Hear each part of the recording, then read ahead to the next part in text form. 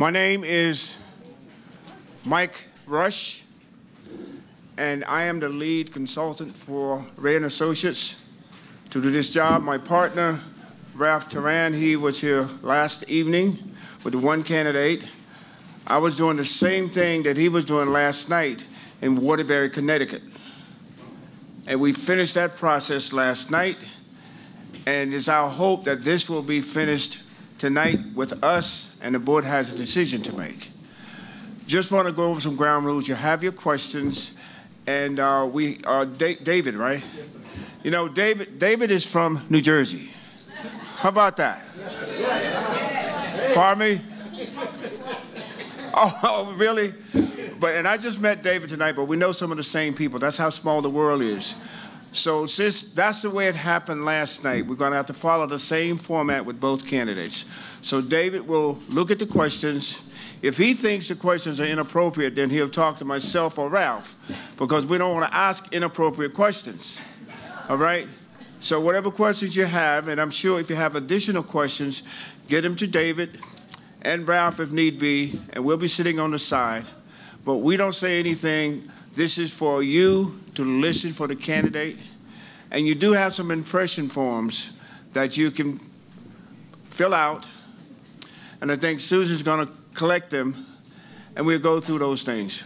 We've been in business for more than 45 years, so we have lots of experience in doing what we need to do to make sure we try to bring the right people so the Board of Education can make an informed decision. I'm going to present to you, or introduce to you, a young man who, by the way, is from North Carolina, where I'm from, but I'm just meeting him. I don't know him, so I don't want anybody to say, you got somebody from home. So we don't work like that. But anyway, Dr. Charles Foust, he's going to take between 3 and 5 minutes to introduce himself, talk about his goals and objectives, and then we'll begin entertaining the questions. Don't know how many questions you have, but we have about 45 to 50 minutes. So I would suggest to Dr. Foust to take at least no more than 2.5 minutes to answer questions. Some answers may be shorter than others, so we'll stick to that time limit. Any questions about the process before we go any further? Okay, thank you. Dr. Foust.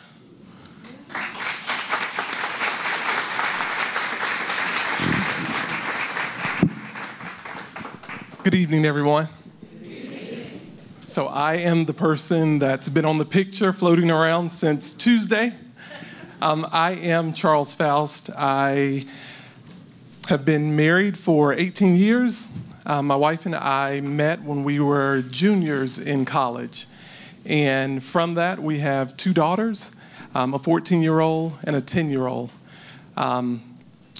Prior to getting married, during college, let me start over. During college, I was, going through college, and I was like, okay, I've always wanted to be a teacher. Just always wanted to be a teacher. And it stems back to high school and actually elementary. When I was in elementary school, I never had a teacher who looked like me, or a male teacher, for that fact. There was, I was in school in the late 70s, early 80s in the elementary, and it just didn't take, that just wasn't a male role. And so I got to 5th grade and had my very first male teacher. And Mr. Crump is the one who actually solidified the reason why I should be a teacher. And he was my math teacher and my English teacher. And so I went on, and then it's like going back and forth. It's like I want to do accounting, I want to be a teacher, I want to be an accountant, I want to be a teacher. My sister had gone on to college, and she's 8 years older than me. And then I have another sister who's 5 years older than me. So the oldest one had gone to school, and she was majoring in accounting. And so I wanted to be an accountant, but then it's like I really want to be a teacher. So I got to 8th grade, and there was an opportunity for me to be in I'm not sure if you call it your gifted classes or what, but it was the gifted classes, but I didn't make the mark. And so my 8th grade teacher was like, but you're doing the work. And I'll never forget her telling me, well, you're just my rock star in this class. I said, I don't want to be in this class, and I don't want to be a rock star in this class. I want to be in that class. And so once you get to know me, you'll know I wound up on Labor Day. When we came back from Labor Day, I started in the gifted class with the others, and actually at the end of the year got the Language Arts Achievement Award. And I'll never forget, and she put it in my yearbook, I told her, and I wasn't even gifted, according to you. So, but what I've realized is that that's just a piece of paper, and it just measures certain things, and we put so many stipulations on what a piece of paper says and so many test scores and what that means. So just moving on through, just trying to go ahead and say, why do you want to be a teacher, going into it, and I only have 3 to 5 minutes. So I went faster. I'm going to go faster. So I got to high school, and I had a honors algebra 3 teacher because I didn't want to do calculus. So I jumped ship and stayed in the algebra vein. And so I was in the class, and there was a guy that sat behind me, Eric. And Eric was extremely smart. Oh, he was smart. But he wouldn't do his homework. Like, he would just get it. He would just get it. And our teacher was kind of hard on him because he'd come in and put his head down. He would ace the test, and I was struggling to keep an 86. And I remember that 86 because I was just thankful for that 86. And he would literally, we would stay after school. There were us who would study, and he would come in, he'd put his head down, he would do his work. And she would stay on him and stay on him. And so she wound up flunking him. And we were upset because he was the one who was tutoring us. But because he wouldn't abide by the rules that she had, like keeping his head up, turning his homework, but he was acing her test. Every quiz, he was acing it. He just wouldn't do the work. And so then that's when I believe the strong advocacy came out of having to advocate for students. And so that's what I did. So high school, got through that, went to college, and I was like, I've got to be a teacher. So I started off with a degree in elementary education with a minor in math. And then if you know anything about math, I had to take analytical geometry. And I didn't understand why we needed to find out certain things about proofs and some things about parallel lines and where parallel lines cross. And I was like, okay, a parallel line actually runs parallel. They don't cross. That's the thing about it. But we had to design a proof. And so I took the opportunity to jump over to English because remember back in 8th grade, I got that award. So one thing I could do was read and write. And so I jumped out of the math boat and jumped on the English boat, graduated, and became a 4th grade teacher, and I was the best writing teacher. I used to get the best scores, and then my Algebra 2 teacher became a principal and found out that I had a minor in English, and she asked me to come to the high school, and I was teaching the high school. I was a curriculum facilitator at the high school, and I was doing literacy in the content. I'm not sure that's an old term, but I was actually teaching high school teachers how to teach literacy, well, reading actually, because at the secondary level, we don't teach reading, we teach literacy. So that's how I got my start. Went on from there, went back to school, got a degree in instructional technology, and then went back. Once I graduated, went back in August, got another degree, a master's in school administration. During that time, I left the high school and then became an assistant principal at an elementary school, then went to a middle school to be middle school assistant principal, then became a principal of a elementary school, was there for about 4.5 years, and then I was recruited to go to Houston. And I'd always told my wife I've always wanted to do turnaround work, always wanted to do turnaround work. It's like, why do you want to do turnaround work? It's like, I don't know, because I need to be the voice for the unspoken. And so I knew that my kids will always have a voice. They know how to advocate for themselves. But I need to be a voice for the unspoken because I saw it so many times. And so went on to Houston, and wow, true urban. I had come from suburbia, Guilford County, and I was like, wow. And so in that school, middle school, walk in, it's like, okay, we can do this. And I was looking out, and there were 27 different languages.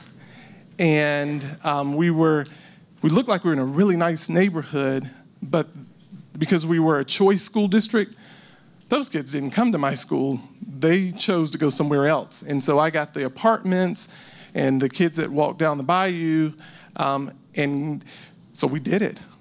Like, the school had been a low-performing school, and we did it in 1 year, and it was all about the morale of the teachers and teaching the teachers how to teach, and going back and looking at curriculum and then doing small groups and holding everyone responsible, and kids holding me responsible, going out. And so then they threw another caveat and said, okay, we want Fondren to be an IB school. Really? So we took on that task, and within 3 years, I was there 3 years, we got full accreditation in the IB. So we started off as a low-performing school. But now if you look at the school, you'll see that they are full-fledged IB. There was a Leader in Me school, and they're continuing to go. And so that's what, I believe. It doesn't matter where you come from. It doesn't matter what it looks like.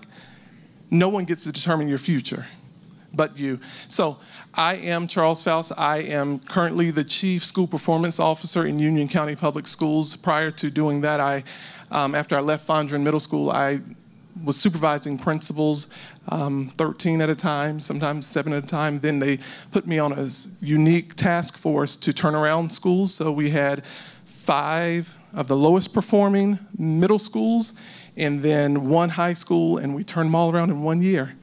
And if you let me stick around, I'll show you how to do that. So in Union County, I supervise principals.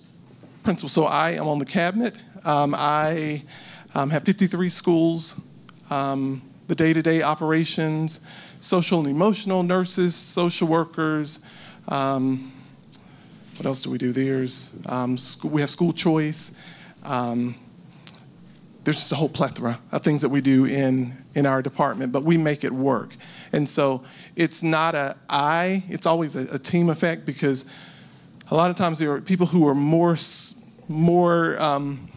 knowledgeable about information. I'm a strategist, and so I know the strategy of how to get there. If you tell me what it is, I can give you a plan. And so I look forward to answering your questions. I was nervous in the beginning, but you made me feel so welcome. When I got on the elevator, I got to ride up with some new friends. I think we're going to have Thanksgiving dinner is what we were talking about. So and I'd seen a couple. I'd seen one on YouTube, because I did go back and watch I don't know how many YouTube videos. So I was able to say, hey, you are, and I remember you, and we're talking. So I have that type of memory. So yeah, don't tell me anything, because I'll remember it. And please don't let me see it, because if I see it, it's a wrap, because I will remember it. Okay. Okay. Thank you. There are maybe more questions than any other general topic. And I'll read one of them that kind of, I think, encapsulates it well. Our district has had only 14 superintendents in our last 170 years of existence. Our students deserve stability.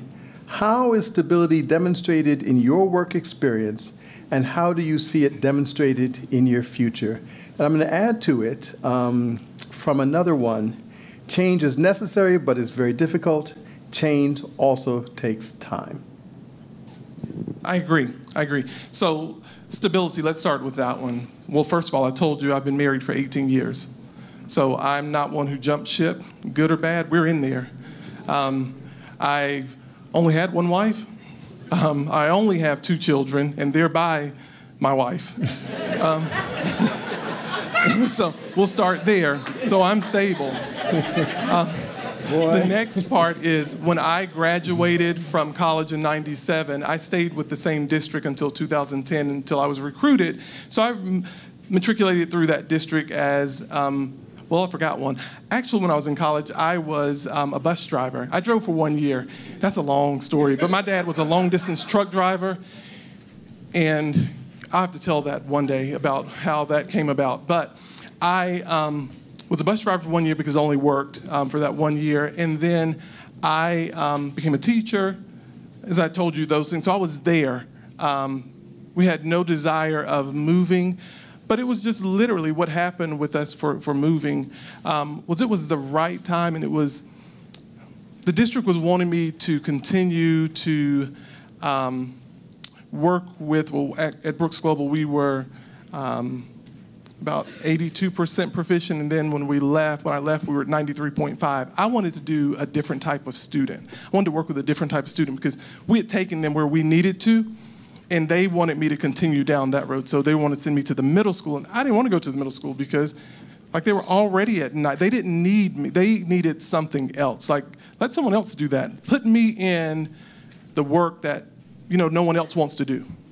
Allow me to do that. And so when Houston called, they were kind of sneaky how they did it, but I went. And so I was in Houston since 2010, and I decided to leave last year because there was a better opportunity to work with actually Dr. Houlihan, who had become a superintendent, but he had also worked in Houston. So he knew the work, and there was some work that he asked me to do. And so my wife stays in Houston with our daughters. Yeah, I commute back and forth from North Carolina to Houston every Friday. Yes, that's commitment. Mm-hmm. And so that's what we do. So stable, yes. I'm not one who is going to be dragging my family around. That's why they are still in Houston. And so what we have considered is if this is the spot for us, we're not moving. I have a high schooler. I'll have a middle schooler. I can't keep moving. I know some people like, well, we moved. No, that's not. Your furniture can only take so much beating up. I like being married to my wife.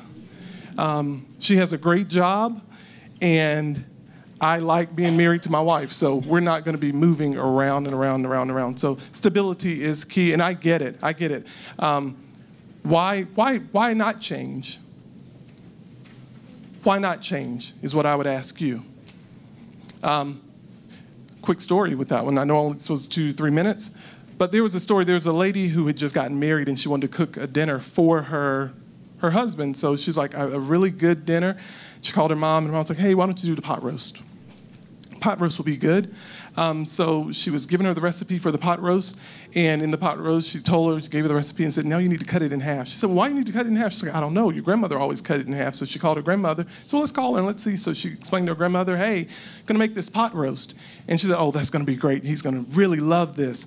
And she said, okay, I've got all the ingredients. This is what's going to take place. She said, and then it says cut in half. Why do you cut that in half, Grandma? And she said, well, I don't know why you cut it in half, but I cut it in half because I don't have a pot big enough. So sometimes we do things out of routine, and we just don't know any better. And I'm not saying that we don't know any better, but I tell you, I bring a wealth of knowledge about turnaround.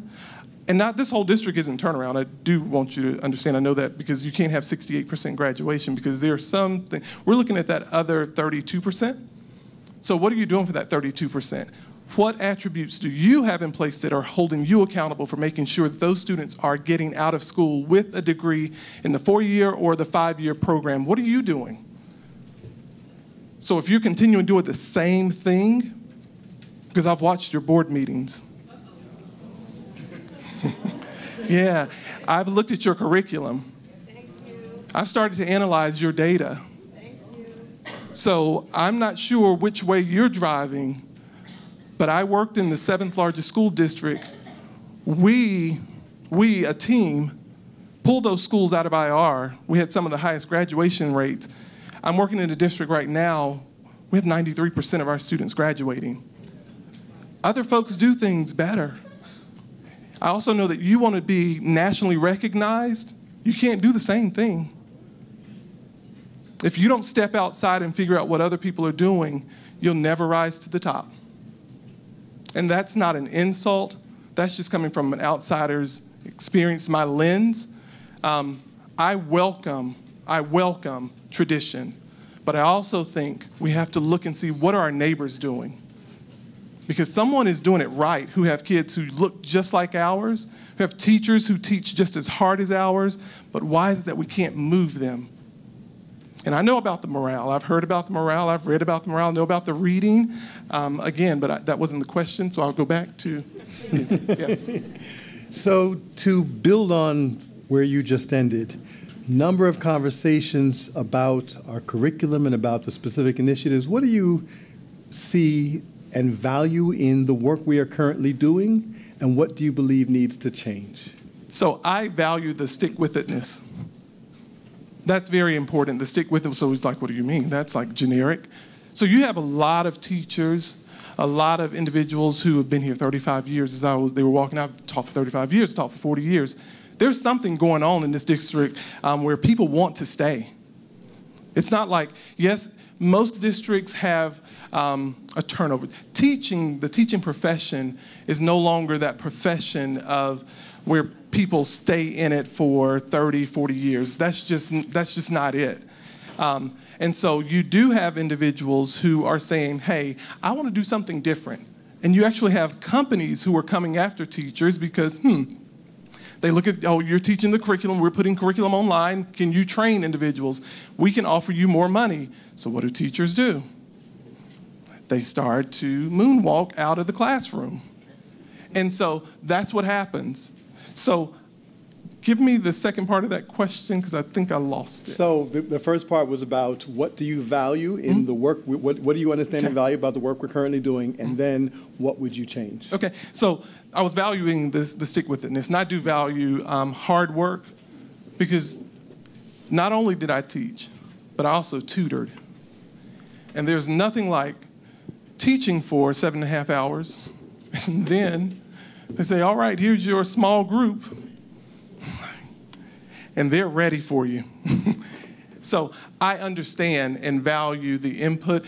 I've been that leader where you go to a meeting and they just tell you all the things that you're doing wrong. Or as a district, you're doing everything wrong. This is what's happening. It's like, well, you know, my school's doing actually pretty good, but no one celebrated me.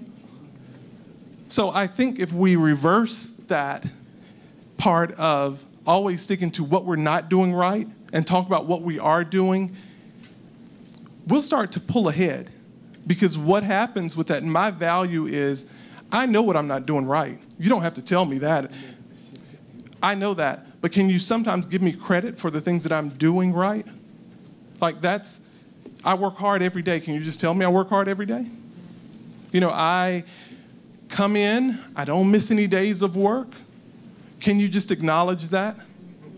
Like, those are the things that we don't acknowledge, and that goes for the certified, non-certified staff. We just don't do that because sometimes we say, well, they get paid for it.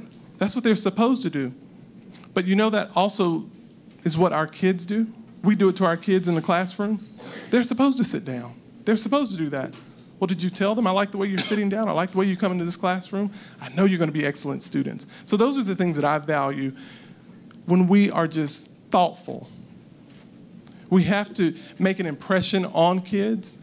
And so if we continue to stick with it, and we are not against change, we are not against change. Yes, educators can sometimes be those that do not like change, do not. But just think about if we were back in the 1870s and we were doctors and we were trying to do surgery. Because remember, the one house schoolroom, what we do would stand in front and we would teach. We still kind of do that. But we don't have people drink whiskey and bite on a piece of leather and, cut them anymore. Like, we've moved past that. So it's change. So we think about, what does change look like in education? Slow, slow, slow. We have to get people on board. Yes. And that is just a way of life. Because every educator believes they're doing it right. I was in ELA, and I will admit, I'm the best ELA teacher. And if you ask any other ELA teacher, they will say they are the best. And we know how to teach kids reading. They'll say, I know how to teach kids reading, and I don't know why you're in front of me telling me, because I've already tried that. Yes, tried that, did that. That doesn't work. I'm not doing it. My way works. That's us as educators. That's nationwide. So that's nothing wrong, but what we have to do is get buy-in. So how do we get buy-in? We put the experts in front of them. So if there's a teacher who is excelling at a school that has considered low performing, why don't we videotape her in her classroom, in her element, while she or he is teaching? We put it on the district in a file so that when we are wanting to teach someone how to teach an actual practice, we go right to the video and we press it. Because we can do it online, we can do those great things, and we can do that. And another teacher can say, oh, wow, they're at it's Harmon. Wow, those students over there are like my students, and she's doing it right. Let me think about that. So those are the things that I value and I believe in, is that sometimes the work is right here in the building, but we don't give access to it. Are there specific things about the work currently happening here in Kansas City, Kansas, that you think need to go in a different direction? I do. So we have, and I say we because I'm already in the family, I was invited to Thanksgiving, so be careful. So I think about what we have. So we have to think, are we familiar with the term backwards planning? Okay, so how do we really backwards plan?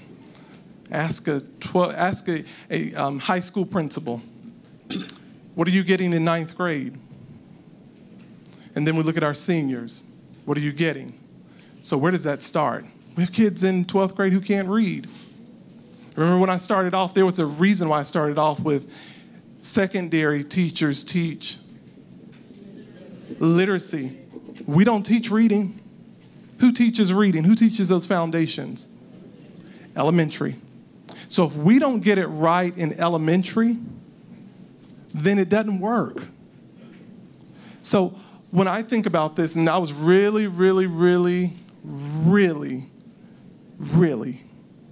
holding individuals accountable at our pre-K institutes when I used to supervise them. Because I didn't understand why a pre-K student would come to kindergarten and not know their colors. They didn't know their letters.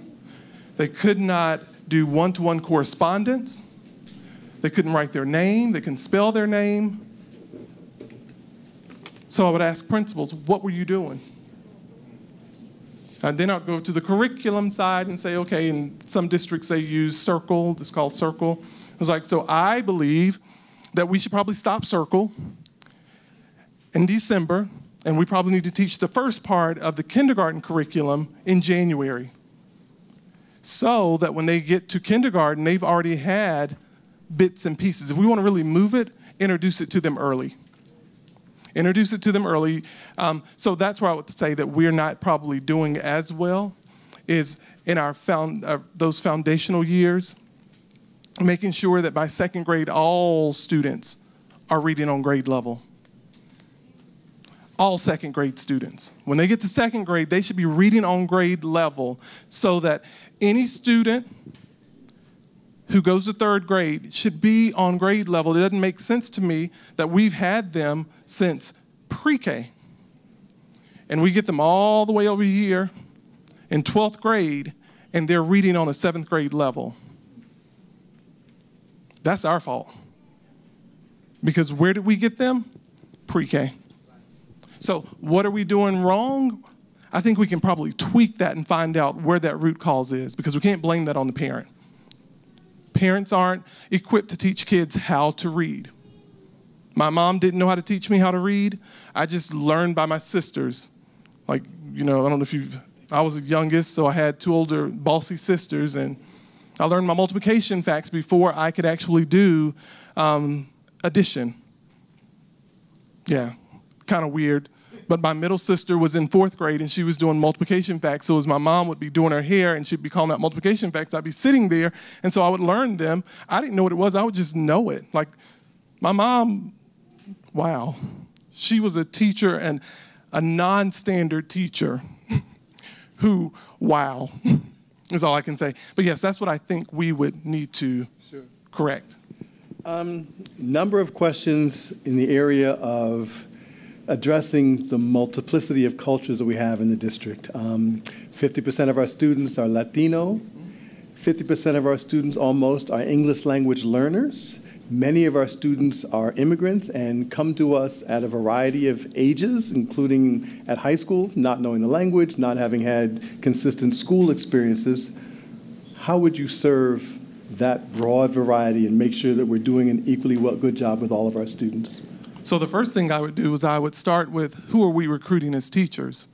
And so I would probably have out the bilingual. I would do a bilingual recruitment fair. And so it would be specifically for bilingual teachers. I would put information out or meet with colleges and require our HR department to focus on where do you get bilingual teachers. Ding, ding, ding, I know, Brownsville, Texas. Look at their test scores. And seeing where are these people? Where are the individuals who actually do the bilingual, if it's Spanish, if that's the area, or if it's Nepal? I should have mentioned we have 72 different home languages. Yes. So then we need to figure out, so I was at Fondren in 27 different languages. So, okay, what are we already doing that's working? So what is our ESL formula? What does our ESL department look like?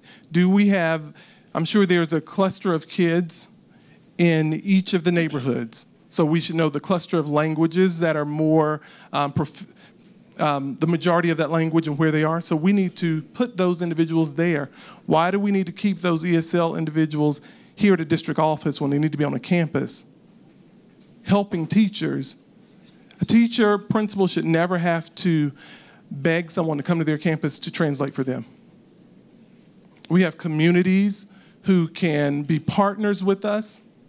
We have individuals who speak the language. And I do understand there are some languages that we just don't have anyone who can speak. But, you know, we have colleges here. And some of those individuals are in college and can come back and translate for us. So the question is, have we actually reached all the way out and exhausted all of our resources? So what would I do? Just that. I would look at how are we recruiting? Who are we recruiting? Of what aspects are we using? What matrix are we using to recruit individuals to come? What schools have the most languages? And how are we supporting those? So then when it looks like for the instructional piece, you have your non-speakers, then I don't know if you call them beginners, and then if they're advanced, there are several different languages. So then you actually do what we do in kindergarten, first, and second, and you ability group them. Before you can push them out, you have to teach them. And so when I was at Fondren, what we had, I had there were 90 at a time. And so they were in different classes, 30, 30, and 30. And then at the second semester, everyone went out. And so we immersed them into the English language. And then would pull them back in because the others were already there. So I had that 50% split. So I know exactly what you're talking about, but you have to make sure your process is in place. You have to make sure that you have equipped your teachers with the right tools to be able to teach them. It has to be the right teacher to do it. But you have to go back and think about, and I actually, at the secondary level, I hired elementary teachers. We paid for them to get their certification at the secondary so they could teach literacy to them. And then we, of course, had the teachers who would translate for them, and they got better because they were infused into our culture. So I would recommend that we look at some of those practices, because we're not the only district that has 72%. Like, we're not an anomaly. We hadn't reached out. I want to build on something you were talking about, recruiting of teachers. And there are a number of questions both about our certified staff and our non-certified, our classified staff, in terms of what you would do to recruit, train, support, and retain quality staff for the district. So I'd probably let's start with the non-certified, and we would probably run a campaign and get with some of the universities to see their educational programs and see if we can't get a cohort of non-certified teachers who want to be teachers. And we'd probably look and see of our critical shortage areas and see if we can get some of our non-certified individuals to want to go to school, and there's a partnership with the district and some other foundation that will pay for or pay half or do some type of funding for us and our teachers so that we can actually hire our own because they already know our district. And they're working, and while they're working, they actually keep working, and then they go to class. The other recruitment mechanism is literally this. I would ask our HR department to give us the name of our toughest schools. And so they should know that. And I would meet with those principals, and I would set up, or I would have them set up, as a team, we would look, and this is the easy thing. We would do a recruitment fair at those schools. That's how you get the teachers in. And then you have teachers from that school every hour come in and tell them about their school. Because what happens is it's usually a stereotype of the school. The only people who know what's going on in that school are the teachers, parents in that school. And it's rare that they go out in the community and bash their own school. That's just rare. It's the people who don't know who are telling the story. So no one gets to tell the story but the people inside the building. So you welcome people into your building so that they can see what goes on. And then the caveat behind that is the principal gets to then go to those individuals who are interested and bring them in an interview because they're already at the school. So that's the first step to change in what we do for schools and recruitment. And then we look at our universities, our local universities, and we talk with them and see, hey, we need teachers who are interested in coming to do turnaround work.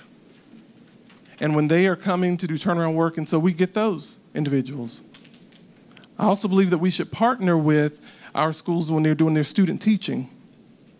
And we should bring those individuals into our schools and let them student teach in some of our lower performing schools. Because do we know what the percentage is of that 3 to 5 for teachers who will stay in the profession?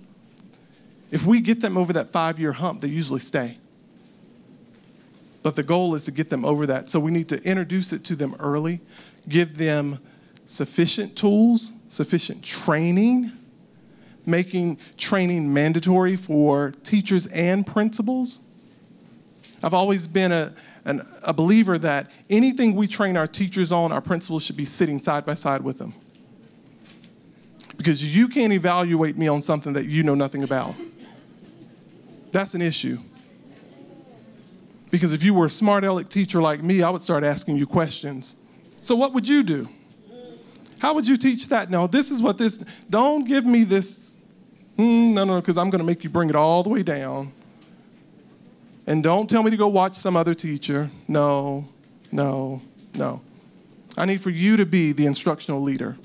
So requiring professional development for our leaders and making sure that everyone is involved in the instructional practice.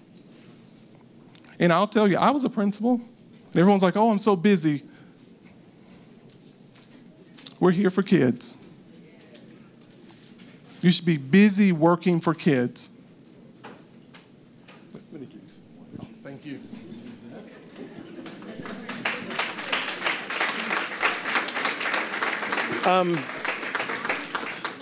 You cannot be here in Kansas City for very long without hearing someone talk about Diploma Plus. What do you know about Diploma Plus? What do you value about it? And what do you think might need to change with it? So I did my doctoral work on what you are now calling your Diploma Plus. So what do I know about it? A lot. So one of the things that I really like is that students, and I think you added a Diploma Plus 3, I think that was a 2. I heard something at a board meeting, maybe I'm getting it confused, but what I do know is that individuals can graduate and then they'll have at least 1 year of college under their belt. Yeah, so that's really good, but what would be great is if we added, and so if they were able to get in 2 years to graduate with an associate's, and so they could go into college being a junior, because that is possible to do also. We link up with the colleges. You're already doing, those are great things with doing the Diploma Plus. I agree, but are we doing Diploma Plus at all of our schools? And what are the percentages of the students who are actually activating Diploma Plus? Yeah, I was looking online trying to find that. So I would recommend that we actually look at who are we putting into the Diploma Plus. And, you know, there are kids like Charles who may not look like your typical IB student, but has the capacity to make it happen. I agree with the military portion of it. I'm a fan, bottom line, I'm a fan of it. The research states that what I would actually even think about in my study of my dissertation, I did a thing over the graduation rate, traditional versus, I call it the middle college versus what's an early college. And early college are where you take all of those students who have at least a 3.5 or higher, and they want to go and they get all of these credits, and it's like they're like the just ridiculously smart kids. And it's where the traditional school isn't giving them enough. They actually can teach themselves, like they're just brilliant. And then middle college are students who just don't fit in. Like, you know, coming to school like that's not, I'm going to drop out. And it's like, how do we save them? How do we keep them from dropping out? Well, we give them a trade. We teach them what is it that you need. And so they're getting college credits. They're finishing their high school degree. And when they get out, they are able to have an associate's degree, hint, hint, Diploma Plus, and they get their diploma. And then you have, of course, your traditional track.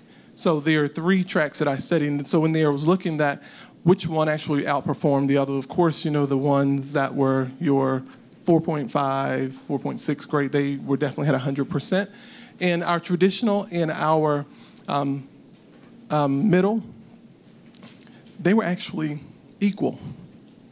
So what was happening is we have to either do a better job of building relationships with our kids to make sure that we can get them to graduate. So I would recommend looking at our Diploma Plus, because that is to be celebrated. That is the way to go now. Most districts are moving to Diploma Plus. They call it Diploma Plus. They call it the Associate's Degree Program, dual credit.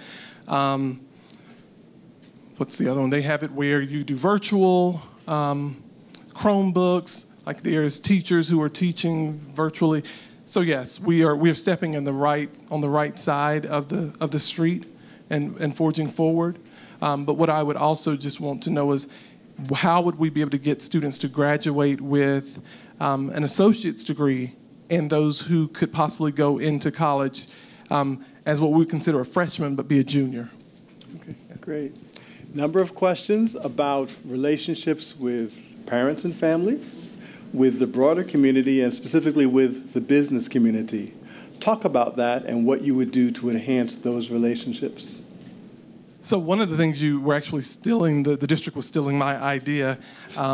It's called a listening and learning, and an actual listening and learning where I would go out and I would talk about what we were wanting to do as a district into the community, and we go to the community and not invite them here, but we go to them and where they are, and we actually listen and find out. And so I would take the entire cabinet, senior staff with me, and we would go to the community, talk about what we're doing, talk about Diploma Plus, talk about our special ed, talk about our reading, talk about math, talk about our graduation rate, how can we get the community involved in what we're doing, talk about our programs and enlighten them.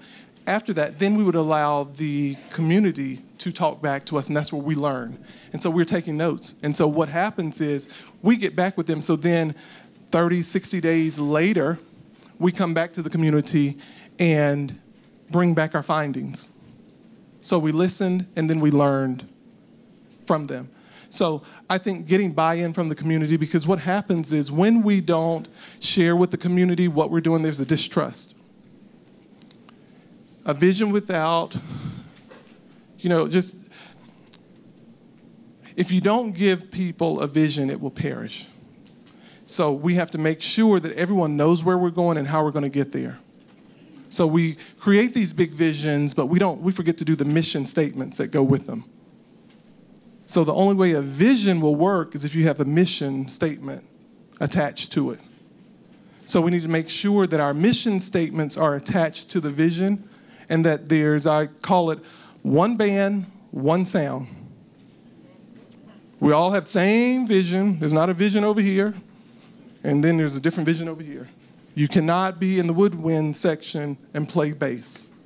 No, it's woodwind. So one band, one sound. We speak the same language. And so that's what happens for lack of trust, because then it's like, well, he said this, she said this.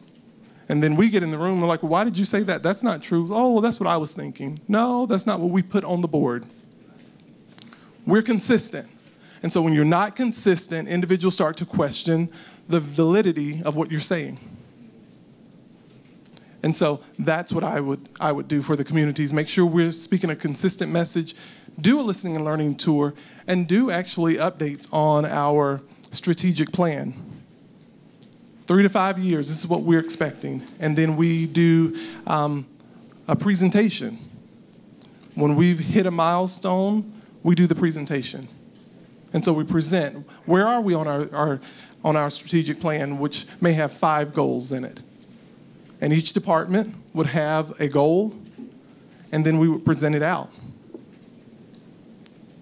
That's one band, one sound. Real nice. I'm very literal when it comes to that. Remember, I wanted to be a math person. I just had to do, not by default. I could do it. I just wanted to jump over. Since you have spent significant time on YouTube, this question will not come as a complete surprise to you. Talk about your experience in working with a Board of Education, what you see as what falls in the purview of the board versus the superintendent, and how you imagine working with this Board of Education.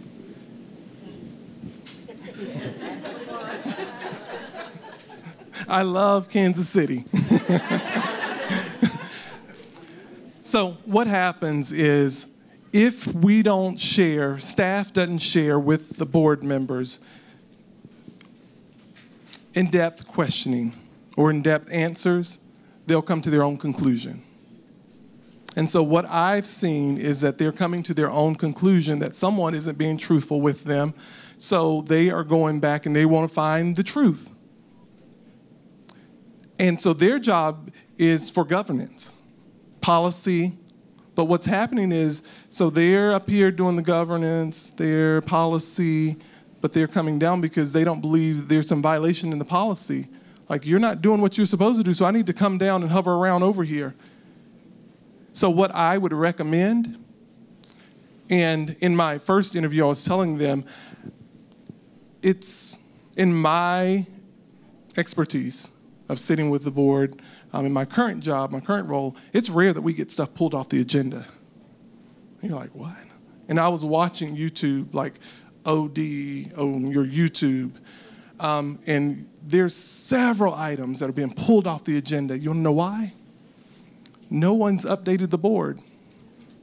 So I was like, I don't know what that is. Nope, pull that off. I don't know what that is. Before you actually put it on the agenda, you have to have a meeting before the meeting. So it's like committees. So there should probably be a finance committee. There should be a policy committee, a curriculum committee, and board members are sitting on those committees. And so senior staff should be presenting before they put anything on that agenda that goes to them. If they want to vote for it, they're giving them updates. So that when it comes to them for the full board to vote, you already have members on the board who can actually speak to it. That's where the disconnect is. So then the role of the superintendent is actually to supervise staff. So the role of the superintendent is to supervise the staff.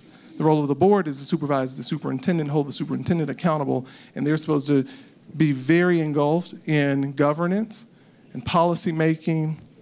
And then they're fighting for they're at large for all of them are at large, so they're fighting for the constituents. So it would be my job as the superintendent to make sure that those answers, those questions that they have, are answered with fidelity. Bottom line, if there's a question that they have, hey, probably shouldn't email that because that's going to require another question. Why don't we pick up the telephone and call them before? If there was a question about the breakdown of the hiring process, that's a real simple matrix. You've hired X amount, how many male, how many female, they wanted to know about the gender, not the gender, but the ethnicity. There can be a survey in there at the beginning where you can ask for that. Just add it in there. It's that simple. We don't have to get all the way down in the germination of the root to figure it out. If there's questions about budget, where we're spending money, I question also when they said a school was spending $47,000 on food. It's like, wow.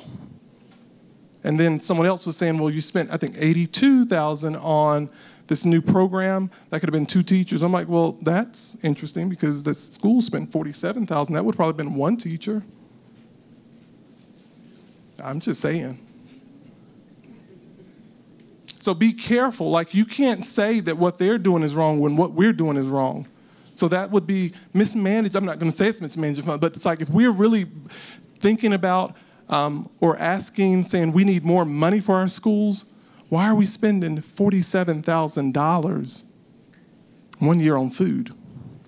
So what I would ask the board is, well, instead, not everyone did that because there was one department's like, mine was only $1,500. That's all I needed. And like, oh, that's not for you. But what they made is they pulled it from everyone. Remember, I was saying we're not all doing bad. So what should we do? Can we compromise and say, we may need to do a food budget for the entire year of, depending on the size of your school, it will be a weighted formula. That way it would be equitable. And I know that if you're in Title I school, sometimes if you need to bring parents for your Title I night, your reading night, your literacy night, those things that you've got to get parents in, sometimes you do want to feed them spaghetti or you want to do the crackers. And sometimes when you do your half days, you want to give teachers a snack or you want to do that. But there are other ways that you can do it. It's called negotiating. And this is how you do it. I do it now with our principals meetings because we feed our principals every principals meeting. And how do I do it? I'm glad you asked. I told them, well, Susan, who is my admin, and I was standing behind her, and I told her to tell that guy, either he can give us the deal that we want, or either I'm telling all of the teachers, all the principals, everyone at our next principals meeting not to go to his restaurant because he wouldn't feed us. Guess what we got? Food. Cha-ching. There's a way of doing it. You don't know how much power you have as a school leader.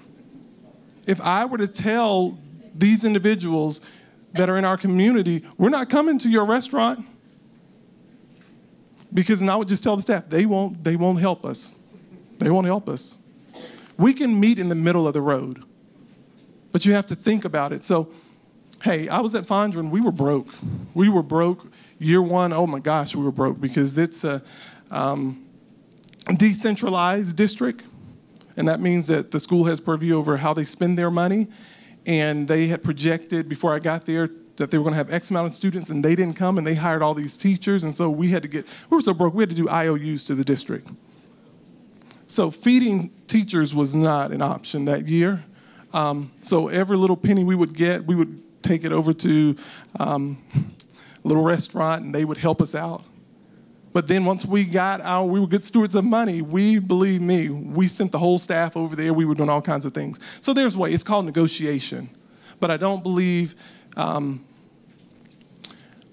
in the middle of what's going on right now, because I think there are, principals, we've done something, principals, teachers, or staff, we haven't shared with our board everything they need to know to make them not get all the way down in the weeds. If you feed them what they need, then they don't come down to the weeds. And so that's where I would be there. It would be my job to help manage them. And then I think we would need to do a retreat, senior staff and board retreat, to talk about governance and our roles. And so that's what we start. Actually, that's on my 90-day presentation that I'll be doing after this. So yes, I do believe that there is a role for the staff and there's a role for the board, and we can't do each other's job. Yeah, and not do it well. I mean, we could, but we just won't do it well. Yeah. So we probably have time for one more question, and probably need a relatively brief answer. But the Supreme Court in October noted that school finance in Kansas has been unconstitutional for 12 out of the last 15 years. What would your role be in advocating for adequate and equitable finance for our district and for districts across the state? I would encourage everyone to vote.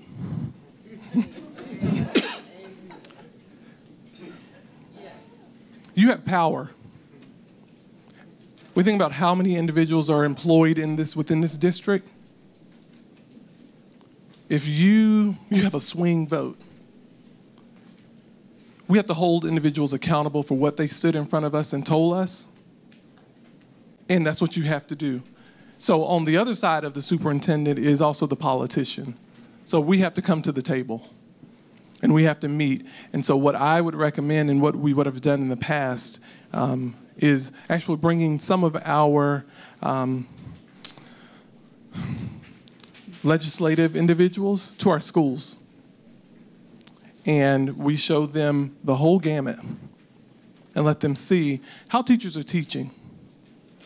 What are kids doing in the building? How are our parents supporting our kids? You know, it's hard to vote no once you've actually walked that building and you've seen it.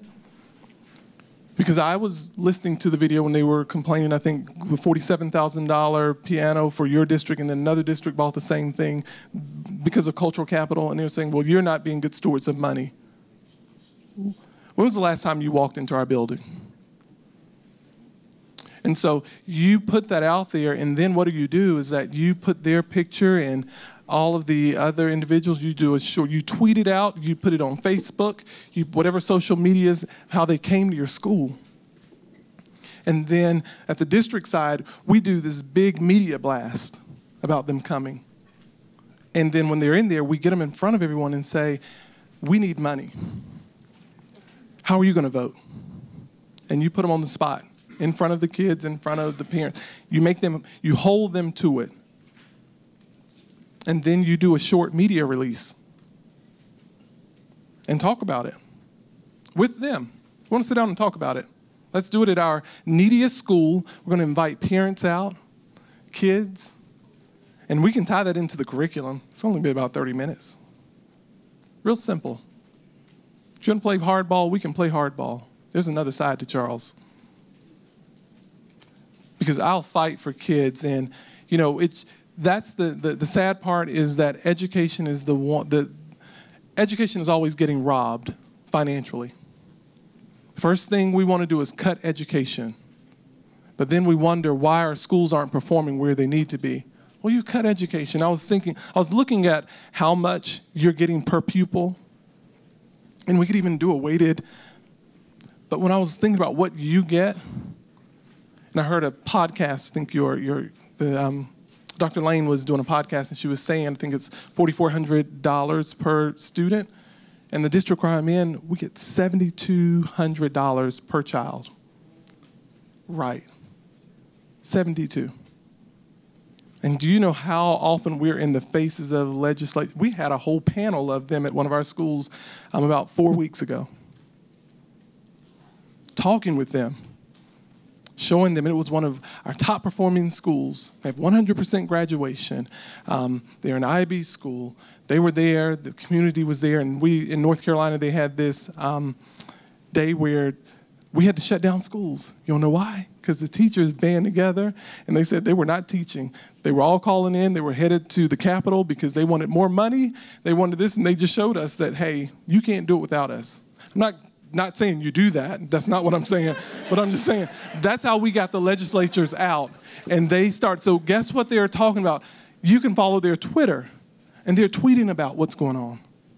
They're talking about our schools, our low-performing schools, and how we're turning them around. Because we bring them to it, and we walk them through. We let them see. It's like, if you cut this, look at what we're doing. But you can't bring them to the school if you're not doing what you're supposed to do. That kind of cancels out what you're doing. Sorry, I know it's been a shorter answer, but I get passionate about this. That's a big round of applause for Dr. Foust.